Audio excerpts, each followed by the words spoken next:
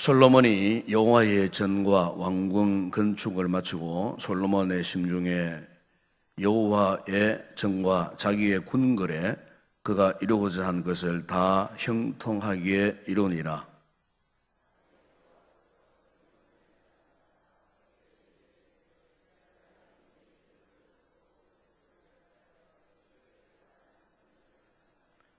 혹 내가 하늘을 닫고 비를 내리지 아니하거나 혹 메뚜기들에게 토산을 먹게 하거나 혹 전염병이 내 백성 가운데 유행하게 될 때에 내 이름으로 일컫는 내 백성이 그들의 악한 길에서 떠나 스스로 낮추고 기도하여 내 얼굴을 찾으면 내가 하늘에서 듣고 그들의 죄를 사하고 그들의 땅을 고칠지라. 아멘. 여러분, 우리가 믿음 생활할 때에 가장 힘든다고 생각하는 부분이 있다면 무엇이겠습니까? 아마 저는 목회를 하면서 경험하는 것이 바로 기도하는 일이 아닌가 그렇게 생각이 되었습니다. 실제로 우리 성도들의 믿음 생활에 있어서도 어떻게 보게 되면은 기도는 당연한 것이라고 생각하지만은 그러나 가장 부족한 부분이 또한 바로 이 기도 생활이 아닌가 그렇게 생각이 되어집니다. 참으로 기도는 정말 힘든 일 가운데 하나라고 말할 수가 있습니다. 우리 예수님께서 이 겟세마네 동산에서 기도하실 때에 그분의 기도하는 모습, 땀이 피같이 흘러내렸다고 그렇게 성경은 기록을 하고 있습니다. 예수님께서 어떻게 기도하셨길래 이렇게 땀이 피같이 흘러내렸을까? 얼마나 많은 시간을 그토록 간절하게 기도했었기에 그와 같이 성경은 말씀하고 있는가? 사실 주님의 이 같은 기도의 모습을 보게 되면은 어떻게 보면은 우리 스스로가 기도할 용기조차 나지 않을 수도 있어요. 스스로 참으로 너무나 우리의 부족함 때문에 감히 기도할 그런 마음을 갖기가 어렵다 할 정도로 주님은 아주 이 지상에 계실 때에 뜨거운 기도의 영을 소유하셨던 그런 분이었습니다. 그러나 우리가 사실 알고 보게 되면은 이 기도는 뭐 어렵다, 쉽다 이런 문제가 아니라고 하는 것입니다. 기도는 곧 우리의 생명입니다. 믿음의 생명입니다. 영적인 생명입니다. 이 말은 우리가 기도가 없는 사람은 그만큼 영적인 생명이 쇠잔할 수밖에 없다는 거죠. 그러나 기도가 살아있는 성도는 영적인 그 생명을 유지, 보존할 수가 있다는 겁니다. 우리가 잘 나가던 믿음 생활이 갑자기 기도 생활이 뜸해지고 기도 생활이 멀어진다. 그러면 당장 그 부분의 영적 삶에는 빨간불이 켜지는 겁니다. 영적인 비상사태가 된다는 거죠. 그래서 항상 성경은 깨어 근신하여 기도하기를 힘쓰라. 왜요? 우리가 깨어 근신하여 기도하기를 힘쓰지 않는 그 순간부터 이미 영적인 빨간불이 켜지는 거예요. 영적인 비상상태에 접어 들어간다는 사실입니다. 그렇기 때문에 기도는 어렵다 쉽다 이 문제를 떠나서 기도는 바로 나의 생명이다. 나의 영적인 생명이다 하는 이 사실을 우리가 잊지 말아야 할 것입니다. 그러면 우리가 어떻게 하면은 이 같은 기도의 모습을 지속하고 이 기도를 통해서 하나님의 놀라운 응답을 우리가 경험할 수가 있겠습니까? 여러분, 우리가 기도함에 있어서 가장 중요한 자세는요, 겸손입니다. 겸손. 오늘 여기 본문에 보시면은 이 솔로몬이 지금 자신의 궁궐도 완성하고 그리고 그토록 사모했던 그 아버지 다윗 때로부터 시작해서 자신에 이어서 이제 하나님의 성전을 완공을 했어요. 그래서 오늘 성경은 이렇게 말씀하지 않습니까? 다 형통하게 이루니라 그랬어요. 다 형통하게 이루니라. 여러분, 우리가 믿음 생활을 하면 있어서 중요한 시점이 언제냐면은 잘 될 때, 문제가 없을 때, 형통할 때, 이제는 모든 만사를 다 이루었다. 자기 스스로가 어떤 자만심에 빠질 때, 내 몸도 건강하고, 이제는 먹고 살기에 부족함도 없고, 정말 모든 나의 참 형편이 이제는 그야말로 평안하다, 안전하다, 다 잘 되고 있다. 이럴 때 꼭 위기가 옵니다. 어떤 위기가 옵니까? 기도 생활을 등한히 하게 되는 그런 위기가 오는 것입니다. 오늘 본문에 하나님께 솔로몬이 분명히 경고했습니다. 이것은 앞으로 솔로몬이 경험할 어떤 예언적 메시지라고 그렇게도 볼 수 있어요. 솔로몬이 말년에 얼마나 그가 자만했습니까? 온갖 여자들을 첩으로 불러들이고 온갖 이방 여인들을 첩으로 다 불러들여가지고 그 옛날 황홀했던 믿음 생활에서 멀어지고 하나님과의 관계가 단절되어 버렸을 때에 어떠했습니까? 그 시대는 비교적 안전하게 지났다 할지라도 그 다음 세대 르호보암 시대에 가서 민족적으로 큰 재난과 재앙을 마주했고 민족이 분열되어지는 그때부터 그 땅에 피가 얹히지 않는 무서운 땅으로 변화되어졌고 마지막 종국에는 그 민족이 이방인들의 노략거리가 되고 그리고는 멸망을 자초하는 그 시발점을 이룬 한 사람이 누구냐면 이 솔로몬이었어요. 지금 시점에서는 정말 솔로몬이 이런 말로 명할 수 없는 하나님의 큰 은혜와 복을 받은 사람 같아서요. 그래서 오늘 여러분 본문에 보시면은 그렇게 말씀하지 않습니까? 13절에 하나님께서 이렇게 말씀해요. 혹 그랬어요. 혹. 이게 무슨 말씀입니다. 혹. 혹 내가 하늘을 닫고 비를 내리지 아니하거나 메뚜기에게 토산을 먹게 하거나 혹 전염병이 내 백성 가운데 유행하게 될 때에 그랬습니다. 하나님의 사람들이 하나님을 바라보고 하나님을 의지하고 겸손함으로 하나님 앞에 기도하는 삶을 살아가야 되는데 언제부터인가 하나님을 의지하지 않고 하나님과의 거리가 점점 멀어지면서 내 방법대로 내 방식대로 세상적인 원리대로 살아갔을 때에 혹 이 같은 재난, 재앙을 당할 수도 있다는 거예요. 인생의 문제를 만나서 절망하는 때가 올 수도 있다는 겁니다. 그랬을 때에 비록 우리가 하나님 앞에 덕죄하고 하나님 앞에 실수도 했고 하나님 앞에 우리의 추한 모든 모습들을 다 낱낱이 발견돼서 할지라도 그러나 오늘 주님께서 말씀하지 않습니까? 스스로 그랬습니다. 스스로 낮추고 기도하여 내 얼굴을 찾으면 여러분 오늘 우리의 신앙생활에 있어서 참 중요한 것은 스스로 낮추는 마음, 이 겸손한 마음입니다. 왜요? 겸손하지 않으면은 우리는 하나님을 찾지 않습니다. 기도가 누가 할 수 있겠습니까? 겸손한 사람이 결국 하는 겁니다. 교만한 자는 기도할 수 없어요. 겸손할 때. 자아가 너무 강한 사람, 자기 속에 자기가 너무 많아갖고 자기를 다스려가는 그 사람은요 절대로 기도할 수 없어요. 스스로 낮추고 겸손한 사람, 즉 무슨 말입니까? 주님의 도우심이 절실한 사람. 나는 부족하고 나는 연약하지만은 주님이 오셔서 주님이 나를 도와주셔야 된다라고 하는 이 절박한 심정으로 주님을 찾는 그 사람, 사실은 그 사람이 겸손한 사람이에요. 이런 겸손한 사람이 결국 뭡니까? 주님 앞에 나와서 기도할 수 있고 그리고 주님 내리시는 놀라운 응답의 역사를 경험할 수가 있다는 거죠.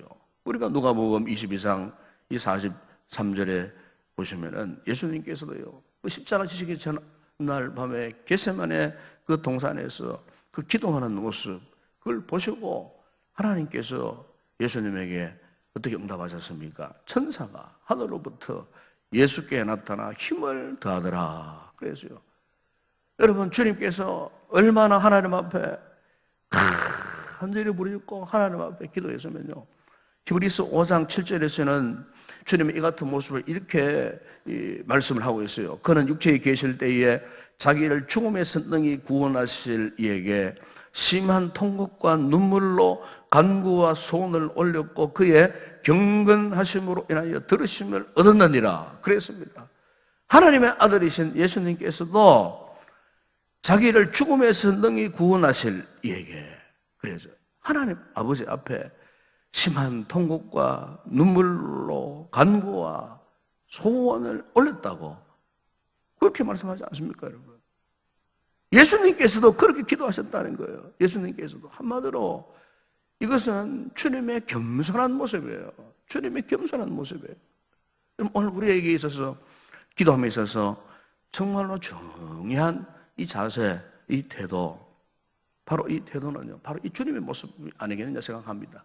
주님의 모습처럼 주님 앞에 겸손한 모습, 자기를 낮추고 그리고 하나님의 얼굴을 찾는 그와 같은 모습, 하나님의 이 거룩한 보좌 앞에서 오늘 이 아침에도 우리가 이와 같은 겸손한 자세로 기도한다면요, 반드시 하나님께서 감동을 받으시고 오늘 우리의 기도에 놀라운 응답을 하시리라 믿습니다. 네, 이 사람들이 이 건강관리를 할 때에 되게 이렇습니다. 평소에 항상 병치레하는 분들이 있죠. 평소에 항상 병치레하고 쉽게 말하면 골골골 하는 그런 분들이 있어요.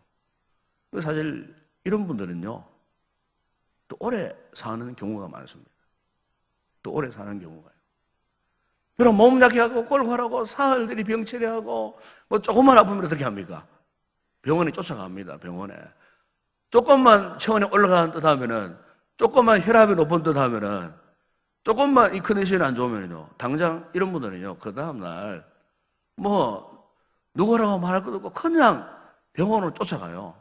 쫓아가가지고 지금 몸이 어떤데요? 어디가 아픈데요? 열이 오르는데요? 뭐 이러면서 의사한테 진찰을 받고, 그리고 또 약방 가서 약 타가서 약 먹고, 이런 분들이 더 오래 살더라고. 이런 분들이 되게 보면은 이런 분들이요. 그런데요, 어떤 분들이 오래 살지 못하느냐? 내 몸 건강한데 뭐 이쯤이면 뭐 병원이 필요 없고 약도 필요 없고 의사도 필요 없고, 자신의 건강에 대해서요 자만하는 사람들이 있죠. 제가 아는 참 훌륭한 선배 목사님 한 분이 계셨습니다. 이분은 참 너무너무 건강하셨어요. 그래서 참 노회 이제 목사님들 모임이나 뭐 시찰의 모임이나 가면 항상 이분은 자신의 건강을 장담을 했어요. 실제로 굉장히 품새도 크시고 키도 크시고 엄청나게 건강. 또 이분이 산을 굉장히 좋아하셨어요. 산을. 그래서 대구에서 목회를 하셨는데 저 앞산 대덕산이나 뭐 유명한 산들 등반 대회를 가잖아요. 그러면요, 제일 먼저 스타트해서 제일 먼저 그 정상을 정복하는 분이 바로 그 목사님이셨어요. 얼마나 산을 빠르겠다고 건강하게 잘 타시는지. 그런데 그분이 갑자기 돌아가셨어요. 그렇게 건강을 장담하고 그렇게 등산도 잘했던, 운동도 그렇게 많이 했던 그분이에요. 40대 후반에 갑자기 돌아가셨어요. 젊은 시절에 한참 녹기를 하시던 그분이. 여러분, 육체의 건강을 장담하는 분들도 이렇게요, 갑자기 죽을 수 있습니다. 왜요? 평소에 자기 점검에 소홀히 하면은 그렇게 되는 겁니다. 여러분, 영적인 건강도 마찬가지입니다. 장수가 없습니다. 평소에 자기 점검을 하셔야 됩니다. 무엇으로? 기도를 통해서 자기 점검을 항상 해야 된다 그 말입니다. 그래서 기도가 필요한 겁니다. 이 기도 삶을 통해서, 기도하는 시간을 통해서 지금 내가 어떤 상태에 있는가. 절대로 여러분 하나님 앞에 슈퍼맨처럼 행동해서는 안 되는 것입니다. 항상 자신의 약함, 자신의 부족함. 누가복음 18장에 보시면은 어느 날 주님께서 성전에서 기도하는 두 사람을 목격하셨어요. 한 사람은 바리새인이고 한 사람은 유대인들이 지극히 싫어하고 지극히 죄인 취급했던 세리였어요. 바리새인은 자신의 안방과도 같은 성전에 올라와 갖고 당연하게 떳떳하게 폼을 잡고 그렇게 기도를 했습니다. 그러나 사람들에게 죄인 취급당하고 무시당하고 사람들에게 따돌림을 당하던 이 죄인 세리는요, 감히 성전 안에 들어가지도 못했어요. 신분 자체가 성전 안에 들어올 수 없는 그런 신분이었어요. 그런데 성전 밖에서 성전을 향하여 하나님 앞에 무릎을 꿇고 눈물로 기도했어요. 나는 죄인이로소이다. 이 두 사람의 기도의 모습을 보셨던 주님께서 뭐라고 평가하셨습니까? 내가 너희에게 이르노니 이에 저 바리새인이 아니고 이 사람이 의롭다함을 받고 그의 집으로 내려가는. 주님께서는 화찰나는 옷을 입고 성전 안에 들어가서 당연하게 뻣뻣하게 기도했던 그 바리새인을 의롭다고 말씀하지 아니하시고 비록 성전 안에 들어가지도 못했지만은 그 앞에서 무릎을 꿇고 자신이 죄인이라고 애절히 강구했던 그 죄인 세리를 더 의롭다고 그렇게 평가하셨다는 것입니다. 그러면서 주님께서 그 말씀, 그 다음에 이런 말씀하셨어요. 무릇 자기를 높이는 자는 낮아지고 자기를 낮추는 자는 높아지리라. 그랬어요. 우리 주님께서도요. 바리새인과 세리의 기도한 모습에서 바로 이것을 말씀하셨어요.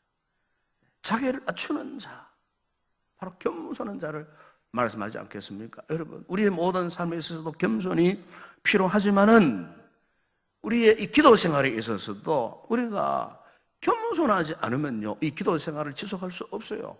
우리 특별 새벽기도 이 2주 동안 우리가 왜 이런 기도의 자리로 우리가 어떤 면에서는 참 강권적으로 기도하러 나오세요 하는 이런 기도 훈련을 우리가 할 수밖에 없느냐? 여러분, 이 기도 생활을 통해서 우리 자신을 낮추는 연습을 하는 거예요.